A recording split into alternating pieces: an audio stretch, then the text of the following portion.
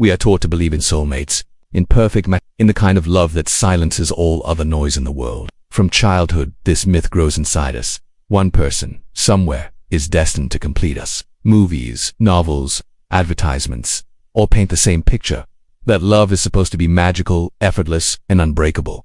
But is that love, or is it a story designed to keep us chasing shadows? Romantic love, as we know it, might be the most successful fiction of all time. A fiction that sells perfumes, diamond rings, hotel getaways, and dating apps. A fiction that, despite its record of disappointment, never goes out of style. But maybe this isn't entirely a problem with love. Maybe the problem is the way we define it, the expectations we attach to it, the way we seek it to save us from loneliness, from uncertainty, from ourselves. Some of us become skeptics, not because we don't want to believe in love, but because we've watched too many people crumble under the weight of its illusion. We've seen couples who once swore they'd die for each other end up barely speaking at the dinner table. We've seen parents, friends, or even ourselves fall into the wreckage that follows misplaced trust, false expectations, unmet emotional debts. So what do? Give up on love? Live alone, guarded and untouched? Or is there a third path? One where love is not a fantasy, but a kind of practice, a kind of commitment, a kind of acceptance. Let's begin by questioning what love is not. Love is not a cure. It doesn't erase childhood wounds. It doesn't fix self-esteem. It doesn't guarantee joy. To demand happiness from love is like demanding sunlight from a window. The light may pass through, but it's not the window that produces it. And still, we long, because even the realist, the skeptic, the stoic craves intimacy, a witness, someone who sees them not as an idea, but as a process, not as a solution, but as a story unfolding. So how do we love, knowing that love breaks hearts, that it falters, disappoints, fades? We begin by loving without illusions. We love not because someone is perfect, but because their imperfections are tolerable. We love not because it's always easy, but because it's worth the effort.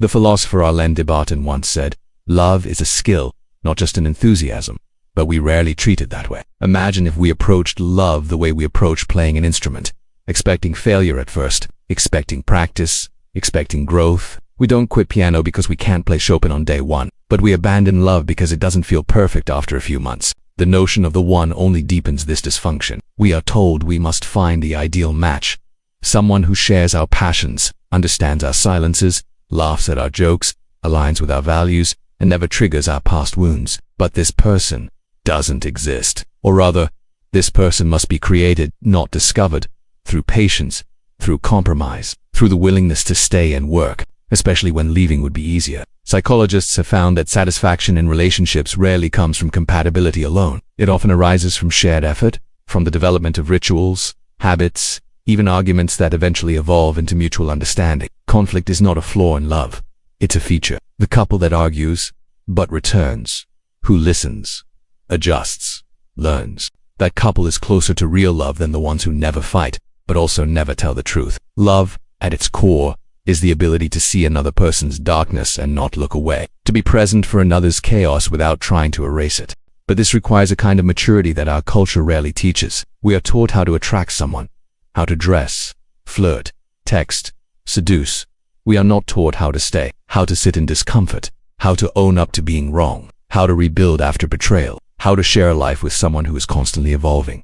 As are we. Maybe that's why so many relationships fail. We assume that love should be automatic, but everything else in life, music, writing, medicine, even cooking, requires patience, skill, and humility. Why should love be different? When you expect a relationship to make you happy, you outsource your emotional health. But when you see a relationship as a space where two imperfect people help each other grow, the story changes. Suddenly, love is not a destination. It's a direction, a decision made again and again, not because it's always beautiful, but because it's real. And yes, love changes your brain. Neuroscience has shown that in early stages, dopamine floods your system. You feel high, you're obsessed, you overlook flaws. But eventually, the chemicals settle, and what remains is not a rush, but a routine. Not fire, but a flicker. At this stage, many panic. They think love is fading, but in truth, love is beginning. This is the point where love shifts from magic to meaning, from performance to presence, from fantasy to forgiveness. The real work begins when the fantasy ends. Do you stay when things are hard? Do you hold your partner's fear without making it about your own?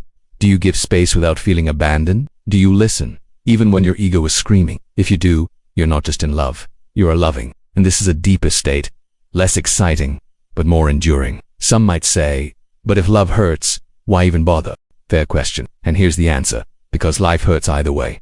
Whether we love or don't, we suffer. But when we love well, we share the burden.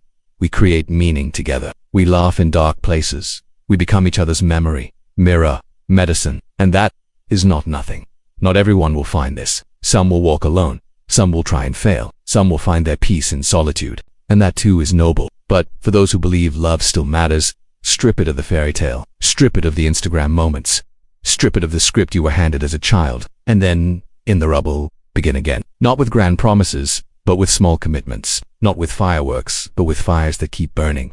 True love is not found. It is built in dishes washed, in hard conversations, in silent forgiveness, in nights spent crying, and mornings spent trying again.